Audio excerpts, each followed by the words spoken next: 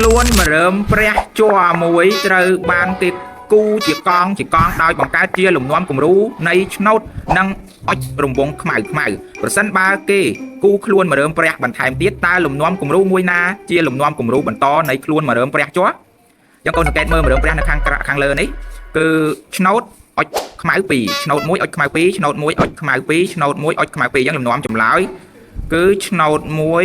អុចខ្មៅនឹង2ប្រឡោះតើផ្លែឈើទាំងនេះមានទម្ងន់ប្រហែលប៉ុន្មានក្រាមតនិចជិតដល់500ក្រាមហើយយ៉ាងប្រហែល500ក្រាមការ៉ុត4ផ្លែមានទម្ងន់8ខាំតើប៉េងប៉ោះ1ផ្លែនេះមានទម្ងន់ប៉ុន្មាន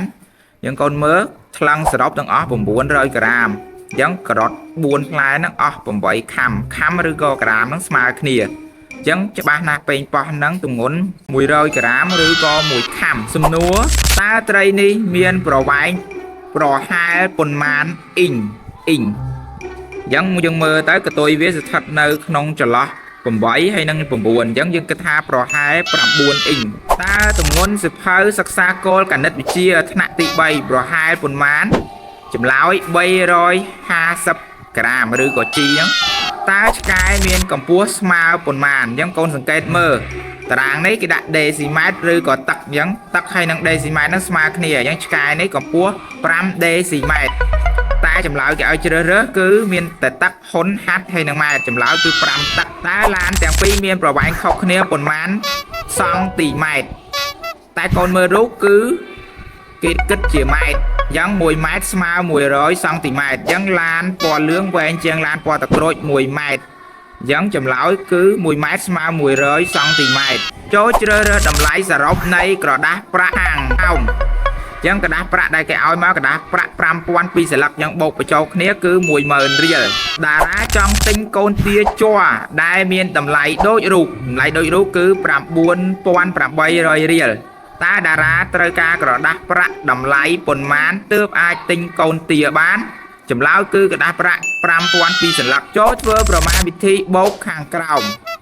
65បូក23ចម្លើយឃើញ88ចូលធ្វើប្រមាណវិធីបូកខាងក្រោម32បូក59 2បូក9ស្មើ11សរសេរលេខ1 10តារាទុក1 1បូក3 4 4បូកនឹង5 9ចម្លើយ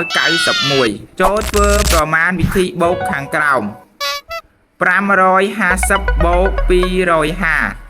0បូក0 0 5បូក5 10សរសេរលេខ0 10តារាទុក1នៅលើ5 1បូក5ឃើញ6 6បូក2 8ចម្លើយ800 65ដក23 5ដក3នៅសល់2 6ដក2នៅសល់4ចម្លើយ42 54ដក29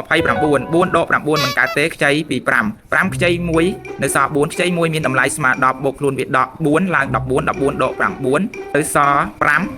4ដក2នៅសល់2ចម្លើយឃើញ